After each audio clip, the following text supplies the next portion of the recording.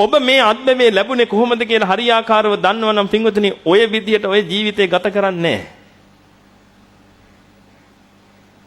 ඔබ දන්නේ නැහැ ඔය අත්දැකීම ඔබට කොහොමද හම්බුනේ කියලා. පින්වතුනි මිනිස්සෙක් උපදින්නේ අම්මගේ බඩින් නෙමෙයි.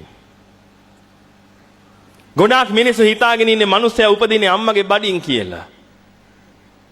අම්මටයි තාත්තටයි මිනිස්සෙක් උප්පද්දන්න බෑ. අම්මටයි තාත්තටයි පුළුවන් මිනිස්සෙකුට මස්ලේ කයක් අරන් දෙන්න විතරයි.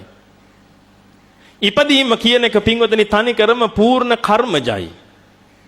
කර්ම ශක්තියට අනුව තමයි ඉපදීම කියන එක සිද්ධ වෙන්නේ.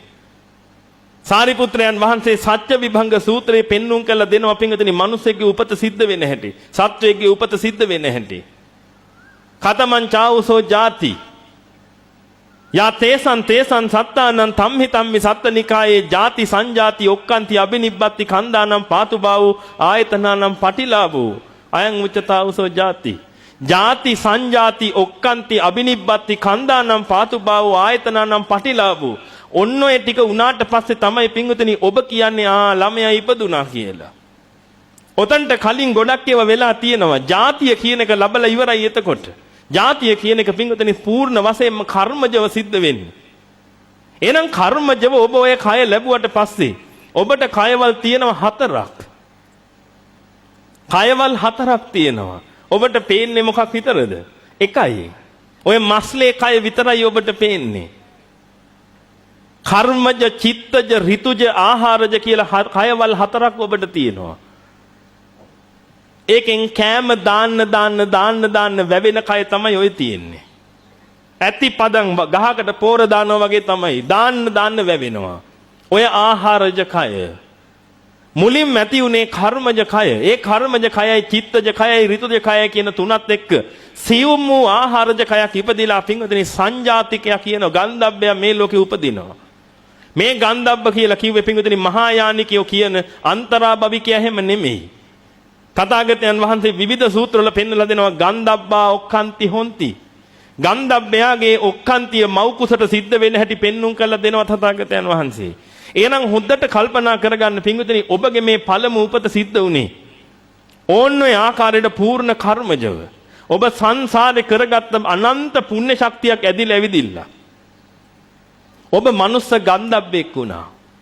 පින්වතුනි මනුස්ස ගන්ධබ්බය කියන කෙනා ගන්ධබ්බ කියලා කියන්නේ ගන්ධෙහි එල්බගෙන ඉන්න නිසා.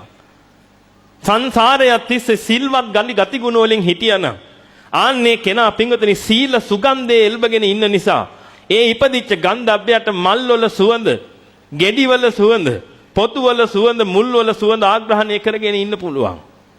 දුස්සීල දුර්ගන්ධේ නම් පැතිරෙන්නේ පින්වතුනි සංසාරයත් තිස්සේ මේ ඉපදෙන ගන්ධබ්බය දුස්සීල දුර්ගන්ධය නිසා ඒකට කෙල සොටු සෙම සරව මුත්‍ර මල ආදී වශයෙන් දේවල් වලින් පිට වෙන ගන්ධේ විතරයි ආග්‍රහණයට එන්නේ. පින්වතුනි ඔබ ඔන්න ඔය දෙකෙන් එකක් තමයි ආග්‍රහණය කර ආවේ. ඔය ආග්‍රහණය කර ඉන්නකොට පින්වතුනි ඔබට ලොකු උමනාවක් ආවා මස්ලේ කයක් ගන්න. ඔය මස්ලේ කය ගන්න උවමනා එනකොට පින්වතුනි කෝටි ගාණක් ගන්ධබ්බය මස්ලේ කය ගන්න බලාගෙන ඉන්නවා. කෝටි ගාණක් එකෙක් එහෙම නෙමෙයි. මේ කෝටි ගාණක් ගන්ධබ්බය මස්ලේ කය ගන්න බලාගෙන කාන්තාවක් පුරුෂෙක් එක්ක එකතු වෙන වෙලාවේ පින්වතුනි ගන්ධබ්බය ලක්ෂ ගාණක් මහා බලාපොරොත්තුවක් තියාගෙන එතනට එනවා. හැබැයි chance එක තියෙන එක්කෙනෙකුට විතරයි. පින්වතුනි ඔබ මේ මස්ලේ කය ඕනෙකමට කර්ම ශක්තිය ගැළපෙන හැම තැනකටම ගියා.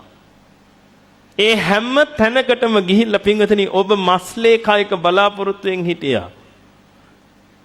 අවුරුදු කෝටි ගාණක් ඔබ හැරසරුවා පින්වතුනි ඔය විදිහට. අවුරුදු කෝටි ගාණක් යනකම් ඔබට හම්බුනේ නෑ මස්ලේ කය. ඔබ ඇඬුවා. ඔබ වැළපුණා. බෙරිහන් දුන්නා.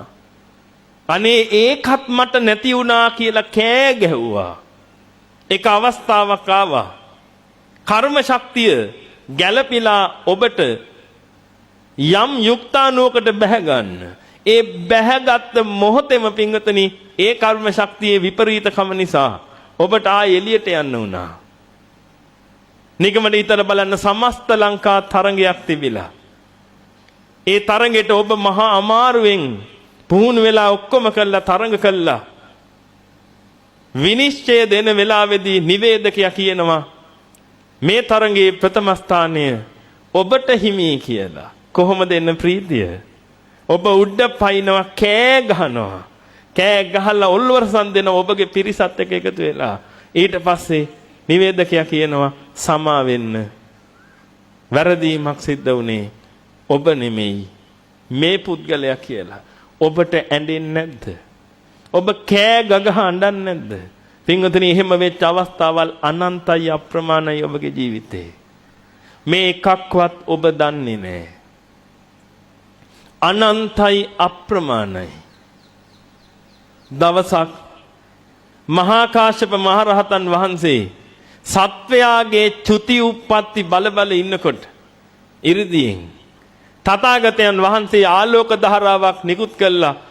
කාශ්‍යප මහරහතන් වහන්සේට කියනවලු කාශ්‍යපය ඔය ඔබ කරන එකෙන් ඔබ වෙහෙසටපත් වෙනවා විතරයි. බුදු කෙනෙකුට විතරයි ඔය කියන එක බලන්න පුළුවන් හරියට. අම්මම දන්නේ නැතුව මව් කුසට ඇවිදිලා ආපහු නිකුත් වෙන ගන්ධබ්බයන්ගේ ප්‍රමාණය කෙලවරක් නැහැ කියලා. අම්මා දන්නෙත් නැහැ ආවා ගියා කියලා. ඒ තරම් චුති උප්පත්ති සිද්ධ වෙනවා කියලා මේ මොහොතේ. එහෙනම් එහෙම එකක් ඔබට බලන්න බෑ ඔය අරිහත් ඇහෙන්. බුදු කෙනෙකුට විතරයි බලන්න පුළුවන් කියලා පින්විතනි ඔබටත් ওই ටික උදා වුණා.